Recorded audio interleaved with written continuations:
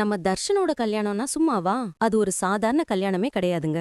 கல்யாணம் நடக்க போற நேரத்துல ஜனனி அப்படி ஒரு என்ட்ரி கொடுத்தாங்க பாருங்க. ஆதி குணசேகரனே ஆடி போயிட்டாரு. இதத்தான் நாம இப்ப பாக்க போறோம். நாம கண்ண சிமிட்டாம பாத்துக்கிட்டு இருந்தோம். அப்பதான் ஜனனி உள்ள நுழைஞ்சு கல்யாணத்தை நிறுத்துங்கன்னு கர்ஜிச்சாங்க. அவங்க சத்தம் போட்டதும் ஆதி குணசேகரனுக்கு முகம் முழுக்க பயம் வந்துருச்சு.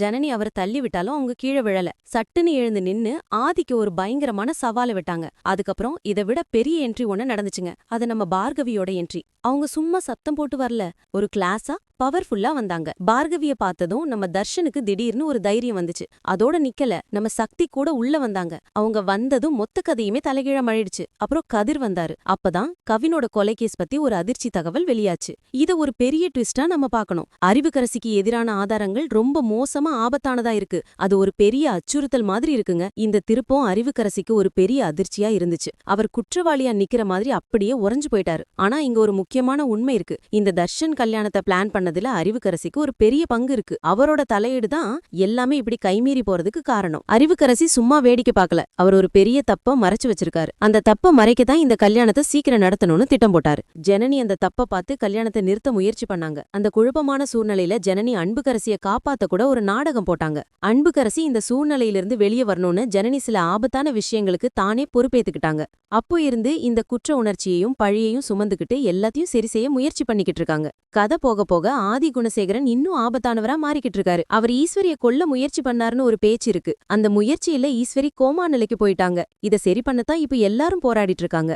ஆதியோட இந்த செயல்கள் மத்தவங்கள ஒரு இக்கட்டான சூழ்நிலையில தள்ளி விட்டுடுச்சு. ஒரு பவர்ஃபுல்லான, அதே சமயம் டெஸ்பரேட்டான ஒருத்தர்கிட்ட இருந்து எப்படி தங்களை காப்பாத்திக்கிறதுன்னு தெரியாம தவிச்சிட்டு இருக்காங்க. ஆனாலும் ஜனனிக்கும் ஈஸ்வரிக்கும் ஒரே ஒரு குறிக்கோள் தான். எப்படியாவது தர்ஷனையும் பார்கவியும் கல்யாணம் பண்ணி வச்சு அவங்க எதிர்காலத்தை பாதுகாக்கணும்னு நினைக்கிறாங்க. எல்லா பெண்களும் ஒன்னா சேர்ந்து ஒரு சாம்பியன் மாதிரி அவங்க வெற்றியை கொண்டாட தயாராகிட்டாங்க.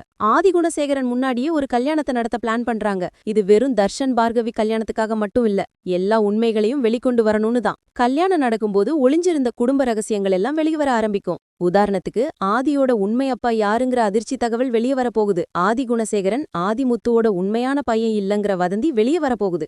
இந்த ரகசியங்கள் எல்லாம் அடுத்த ட்விஸ்டுக்கு ஒரு பெரிய வெடியா வெடிக்க காத்திருக்கு. இந்த கதையில ஒரு புது ஆளும் வரப்போறாருங்க. அவர் நம்ம சக்திக்கு ரொம்ப உறுதுணையா இருப்பாரு. ஆதி குணசேகரனுக்கு பதிலா அவருக்கு ஒரு புது எதிரியா கூட இவர் இருக்கலாம். இந்த புதுசா வர்றவரும் ஆதிக்கு சற்றும் சளைச்சவர் இல்லாம ரொம்பவே மோசமானவரா இருப்பாரு. ஆதியை எல்லா விளைவுகளையும் சந்திக்க வைப்பாரு. ரகசியங்கள் எல்லாம் வெளியே வந்ததும் அந்த வீடே மாறிடும். ஒரே குழப்பம். எல்லா உண்மைகளும் வெளியே வந்து ஆதியோட திட்டங்கள் எல்லாம் தலைகீழ மாறி பழைய நிலைமைக்கு திரும்பவே முடியாத அளவுக்கு போயிடும். இது எல்லாமே ஜனனி தோற்க மறுத்ததுனாலதான் நடந்துச்சு. அவங்க அந்த போர்க்களத்திலிருந்து தப்பிச்சு வந்து தர்ஷனும் பார்கவியும் எப்படியாவது ஒன்னு சேரணும்னு ரொம்ப உறுதியா இருக்காங்க. ஆனா ஆதி, நான் இருக்கும் வரைக்கும் எதுவும் நடக்காதுன்னு சபதம் போட்டிருக்காரு. தர்ஷன் என்னைக்குமே தப்பிக்க முடியாதுன்னு மிரட்டுறாரு. அவரை எப்படியாவது அழிச்சிடுவேன் அப்படின்னு ரொம்பவே வெறியோட இருக்காரு.